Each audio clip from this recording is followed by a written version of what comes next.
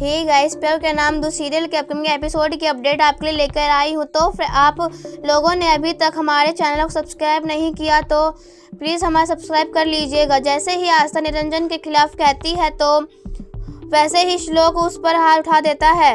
तभी यहाँ पर अंजलि बाहर खड़ी होती है, सब कुछ देख रही होती है और परेशान हो जाती है कि आस्था उसके लिए सब क्यों कर रही है, उसके लिए अपना रिश्ता क्यों दांव पर लगा रही है। वहीं दूसरी और यहाँ पर हमें दिखाया जाएगा भरत परेशान बैठा हुआ होता है, कहने लगता है कि श्लोक को इतना रिएक्ट करने की क्या ज़रूरत थी आस्था के यह सब कहने पर।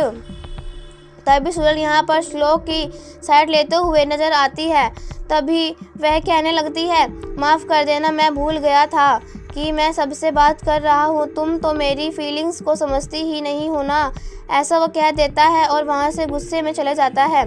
यहाँ पर हमें दिखाया जाएगा सुजल अपनी आई को फ़ोन करके कहती है कि आज श्लोक ने आस्था को बहुत डांटा। जो आस्था होती है ना, वो बैठी हुई होती है और सोच रही होती है कि श्लोक ने आज उस पर हाथ उठाने की कोशिश की। जब उसने निरंजन के खिलाफ उससे कहा तो यही बात सोच सोच कर वह परेशान हो रही होती है। तभी ज्योति वहाँ पर आ जाती है और कहने लगती है, क्या बात है, सब कुछ ठीक तो है ना। वहीं तभी वो कहने लगती है, हाँ सब कुछ ठीक है। तभी वो कहती है, आप मुझसे कह देती, मैं आपके लिए कमरे तक चली आती। तभी वो कहने लगती है, क्या बात है, आपके और श्लोक भाई की बहुत आवाज़ें आ रही थी, कुछ हुआ तो है क्या?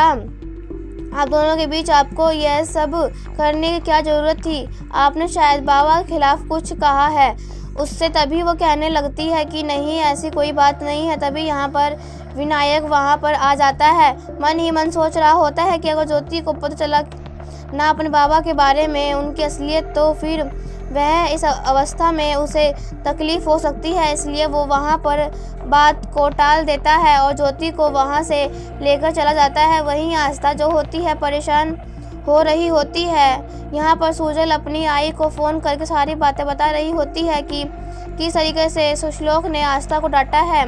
भरत श्लोक के पास आता है और वो कहने लगता है कि तुझे इतने रिएक्ट करने की कोई ज़रूरत नहीं थी।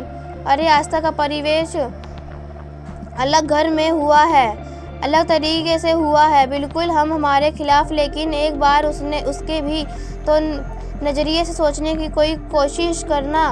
तुझे इतना नहीं गुस्सा होना चाहिए था। देख, प्यार में यह सब कुछ होता रहता है, चलता रहता है, जाकर तुझसे माफ़ी मांग ले। तभी वो कहने लगता है, उसने मुझे नहीं, मेरे बाबा को भी गलत कहा है, जो कि मुझे बिल्कुल बर्दाश्त नहीं है। ऐसा वो कह देता है और गुस्से से वहाँ चला जाता है। निरंजन यहाँ पर सोच रहा होता है कि आस्था ने आज मेरे बेटे को मेरे ही खिलाफ भड़काने की कोशिश की है। कहीं कल वो ऐसा ना हो जाए कि मेरे बेटे को ही मेरे खिलाफ कर हो जाए। जल्द से जल्द मुझे कुछ करना होगा। अंजलि यहाँ पर आस्था के पास आती है और उससे कहने लगती है कि बेटा, तू मेरी वजह से तेरे रिश्ता दांव पर मत लगा। मैंने देखा आज तेरे और श्लोक के बारे में कितनी बहस हुई दोनों के बीच। तुझे यह सब करने की कोई ज़रूरत नहीं है। खा मेरे सर की कसम कि तू फिर से निरंजन जी के बारे में श्लोक को बात नहीं बताने की कोशिश नहीं करेगी, उनका असली चेहरा श्लोक के सामने नहीं लाएगी, क्योंकि मैं जानती हूँ बचपन से ही जो वो साहिब है ना, मेरे खिलाफ श्लोक को भड़काते आ रहे हैं।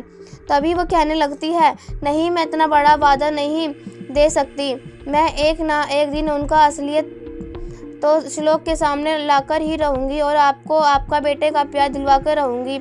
ऐसा वो कह देती है। तभी यहाँ पर अंजलि कहने लगती है कि नहीं बेटा, तुझे ऐसा करने की कोई ज़रूरत नहीं है। तेरी खुशी में ही मेरी खुशी है और तू खुश नहीं रहेगी तो मैं खुश कैसे रहूँगी? तू यह चाहती है ना कि मैं खुश रहूँ, फिर तू ऐसा क्यों कर रही है? तभी आस्था कह रही होती है कि मैं उनका चेहरा यानी बाबा का चेहरा उन्हीं के तरीके से श्लोक के सामने लाकर रहूँगी, ये मेरा वादा है आपसे।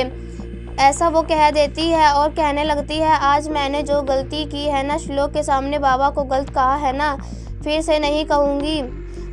यहाँ पर हमें दिखाया जाएगा जो आस्था होती है सोच रही होती है कि जो श्लोक ने आज हाथ उठाने की कोशिश की है ना, उस बात से श्लोक भी परेशान होंगे।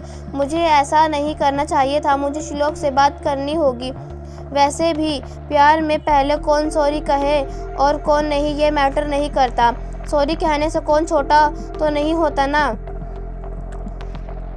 जाकर श्लोक से सॉरी कह देती हूँ और श्लोक और आई को करीब लाने का यह मेरा पहला कदम है, ऐसा वो कह देती है। मन ही मन यहाँ पर श्लोक बैठा हुआ होता है और सोच रहा होता है कि आस्था ने ऐसा आखिर क्यों किया, क्यों ऐसा वो बात कह देती है जिसके बाद मुझे हर्ट होने लगता है। फिर यहाँ पर वो आ जाती है श्लोक के पास और उससे माफ़ी मांगने की कोशिश कर रही होती है, लेकिन श्लोक वहाँ से गुस्से से चला जाता है और एपिसोड यहीं पर ख़त्म हो जाता है। तो फ्रेंड्स, आप लोगों को यह वीडियो पसंद आई हो तो प्लीज़ हमारे इस वीडियो को लाइक करें, राठौर टीवी चैनल को सब्सक्राइब करें। तब तक के लिए बाय बाय।